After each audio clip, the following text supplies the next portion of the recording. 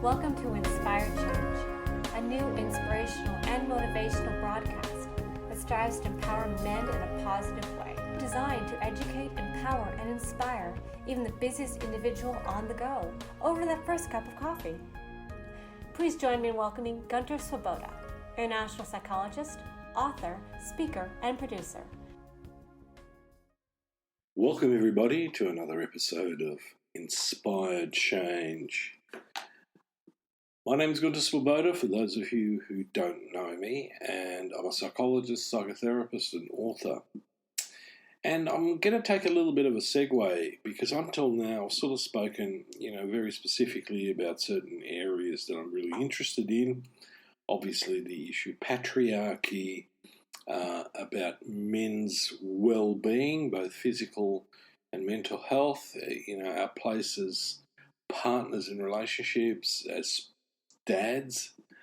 But one of the things that I've been reflecting on since the last session, because it's come up a couple of times, is my thoughts about why we as men often have a real challenge in going into therapy, in fact, going into any form of help. We're sort of a bit of a reluctant crew to put our hand up and go, might be good to get some input. I certainly am fully aware of this right from the word get-go when I became a psychologist. The predominant client was female. And in essence, it wasn't necessarily age-related.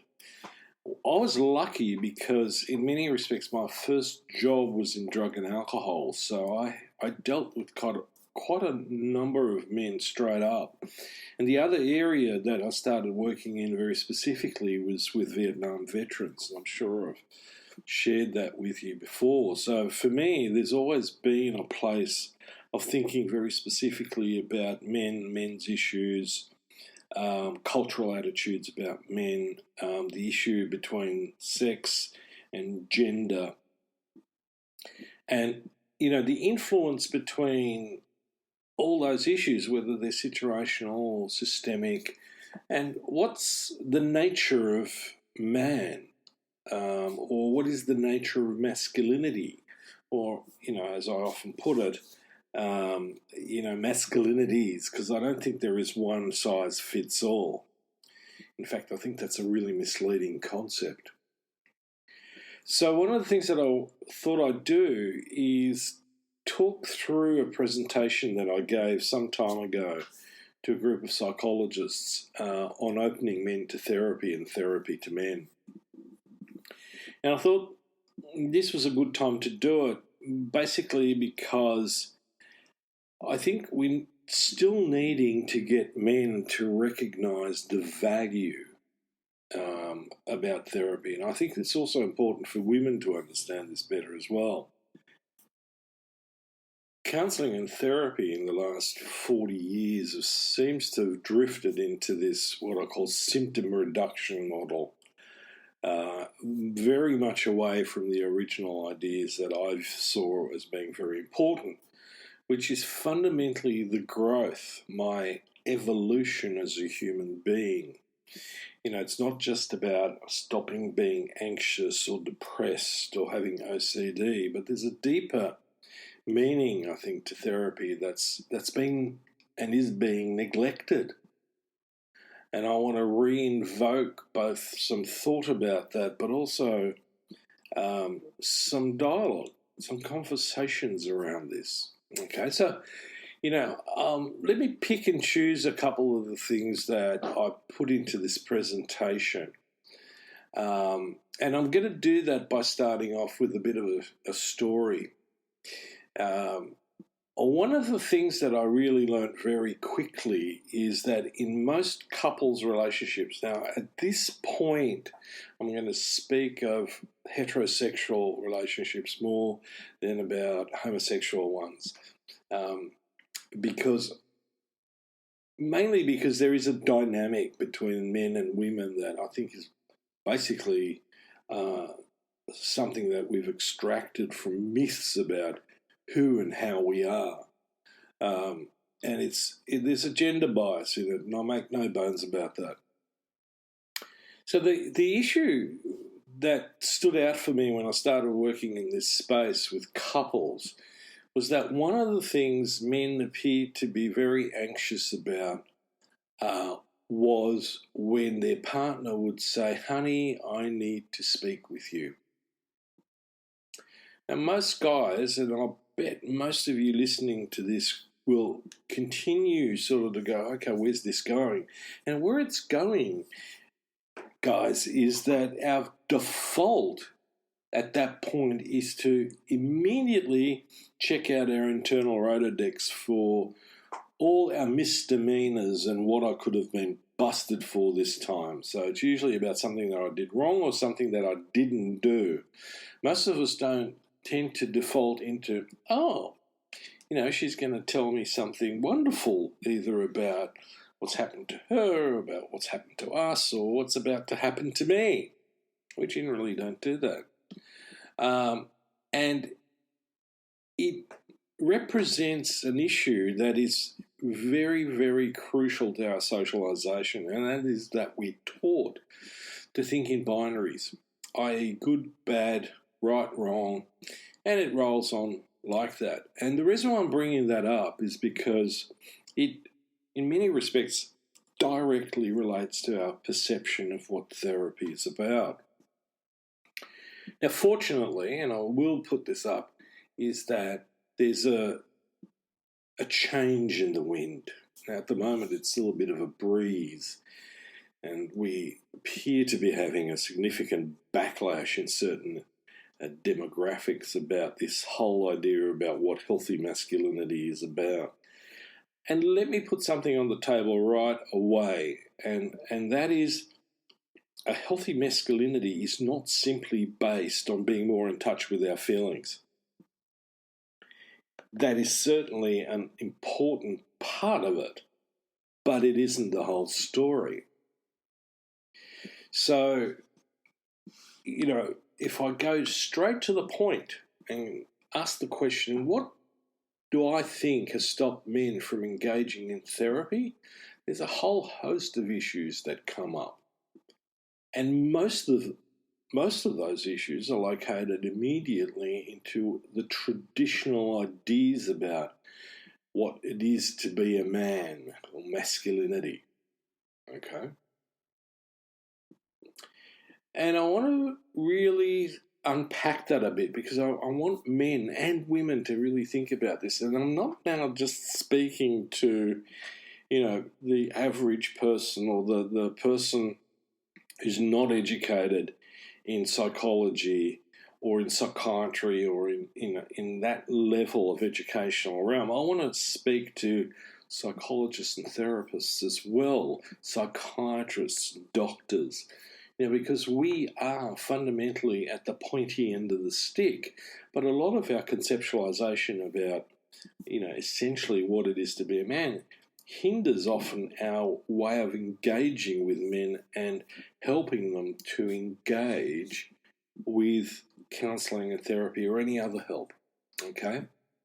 So I talk about what are some of the handbrakes that challenge men getting out there and getting some counselling or some psychotherapy. Well, the first thing that I really picked up on was that fundamentally psychotherapy was created by men for women.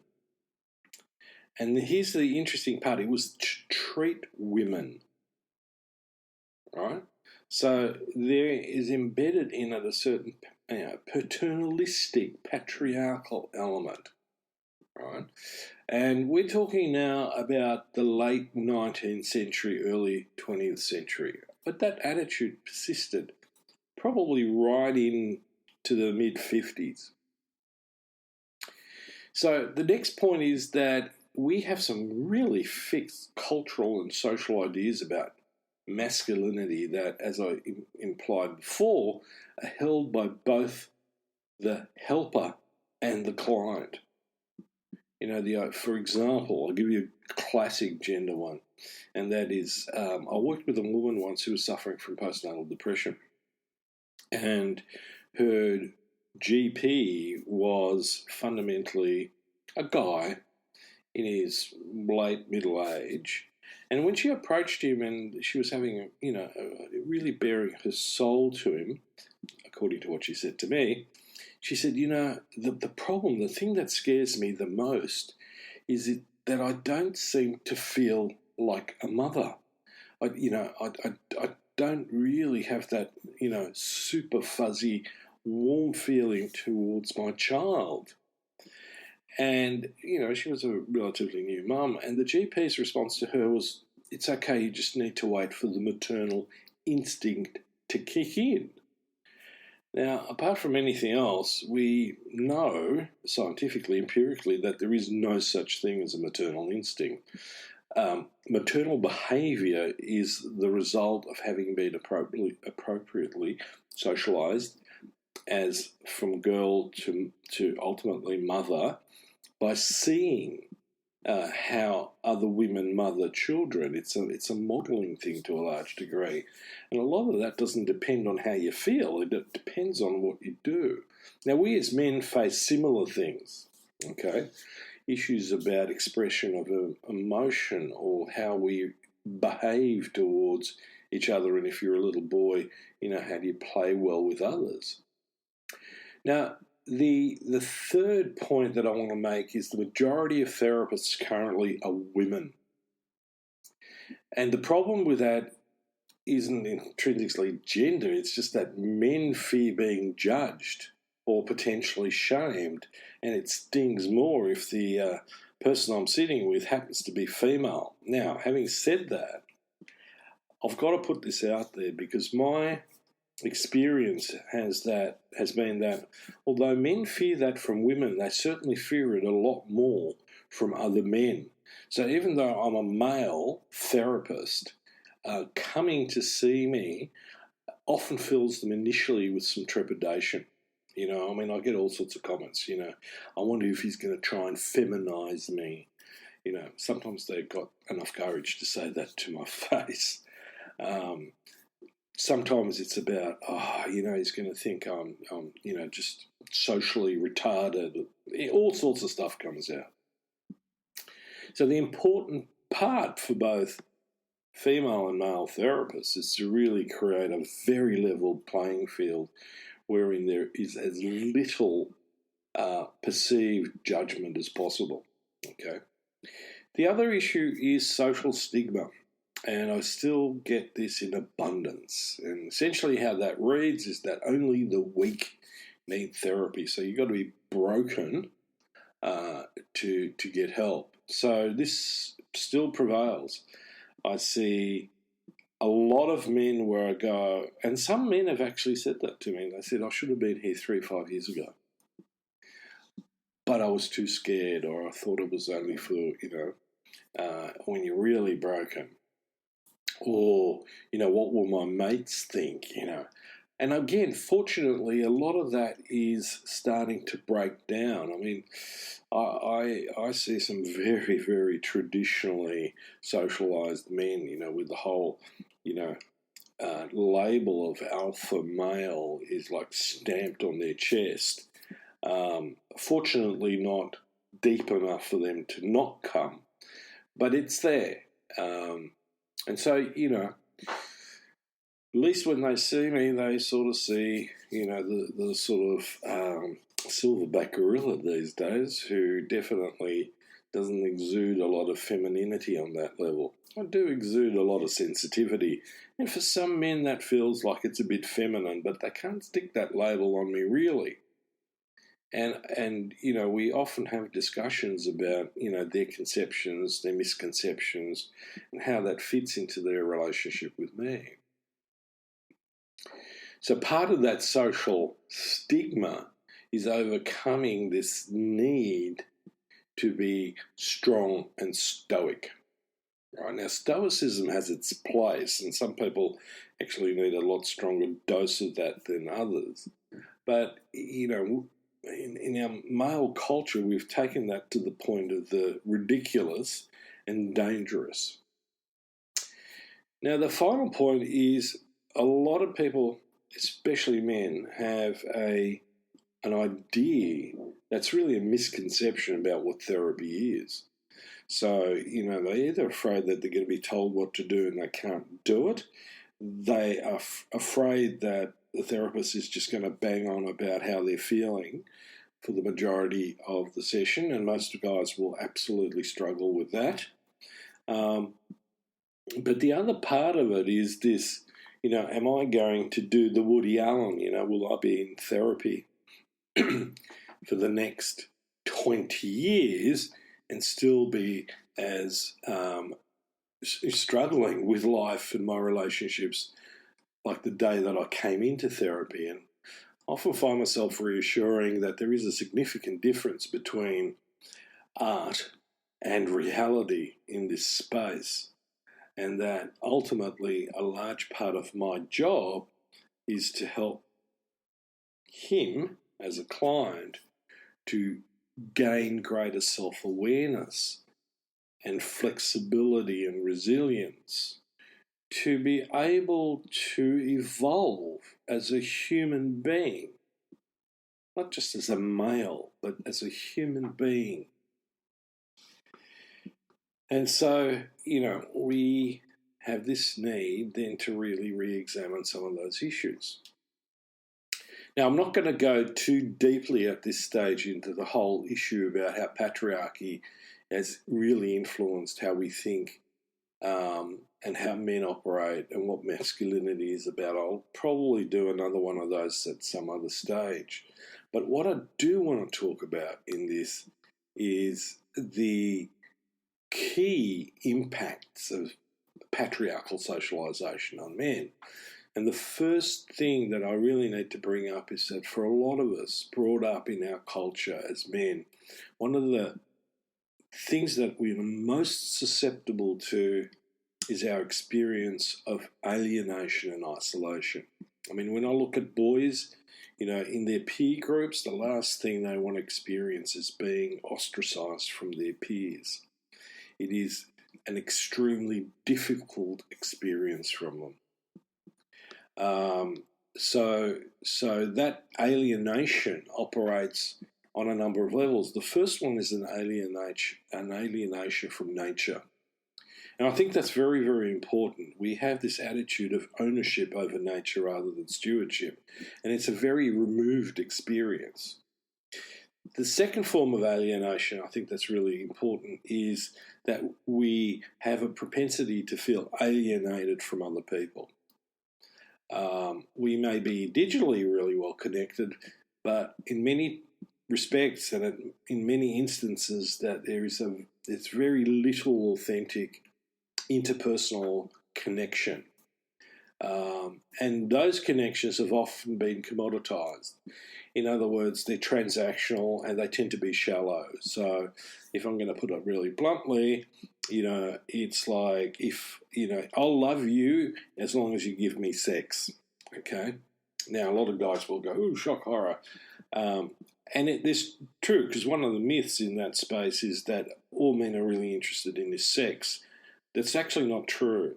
Most men are actually highly sensitive underneath the mask that we wear, and we come across as being, strong, stoic, and emotionally, distant as a protection. This is not our nature. When I work with men and they do truly get in touch with what it is that they're feeling, it's often a real rush and they get overtaken by that emotion, and it takes them a bit to get sort of anchored and grounded. So the problem with that alienation is that we often are in a relationship with our partner, but we don't feel connected, and the same thing happens with kids. Now, the third sort of alienation that we experience, and this is an idea that Marx actually talked about, and no, I'm not a communist or socialist in that sense. I'm apolitical, I'm a humanist, so let's keep that in focus, is our separation from creativity. I can't tell you the number of times that I've worked with men in highly academic positions and in corporate life whose deep down dark desire is to do something manual, woodwork or, mucking around as a mechanic in cars, something like that, paint, play music. And in a lot of their families, those sort of pursuits were deemed to be not up to speed. So, you had to be a lawyer, a doctor, or, something like that. You couldn't be a musician because, that doesn't pay the bills. So there's a lot of often, shame attached to that attempt to express that desire. Now, the fourth and the most crucial alienation in that process is ultimately from ourselves. And this happens, and it begins to happen at a very early stage in our development. Things like, stop crying, it's not as bad, man up, or, even like, oh, well, boys will be boys, all that sort of thing, gives us the message that somehow we are not good enough in a way. That shame seeps into our psyche. So therapy, in closing, for this part, because I'll go in our next podcast into the second part of this whole story. The real point, in my view, of therapy is ultimately to allow ourselves to engage much, much more deeply in growing as a human being and understanding myself to the best capacity that I can achieve. And also to be able to feel safe and secure in my relationship with myself. Because unless I do that, I will never feel safe and secure in relationship to other people or my environment. Now, sometimes the environment is so bad that I'm not going to feel safe and secure, but I'm going to be able to make decisions that allow me to risk manage it better. Okay, so just some food for thought. In the next episode, I'm going to continue with this, and I'm going to look at some of the sort of legacies of our patriarchal socialization that makes it difficult to really engage more fully. And then I'm going to talk about actually how therapy needs, in some respects, to adapt to men better, because I don't think overall we've done a particularly good job of that. Okay, some food for thought. Look forward to speaking to you again. If you've got any feedback, let me know. I'm always open to a good, meaningful and respectful conversation. Till next time, this is me signing off. Thank you for listening to Inspire Change with Gunter. Gunter Swoboda does individual and group coaching for men looking to grow. For more information on this and the global Making Good Men Great movement, check out goodmengreat.com to get into contact. If you have a topic for the show or would like to be a guest on the air, please email producers at miranda@noirtainment.com. That's Miranda, Miranda, at noirtainment, noirtainment.com. Thank you, and always keep inspiring change.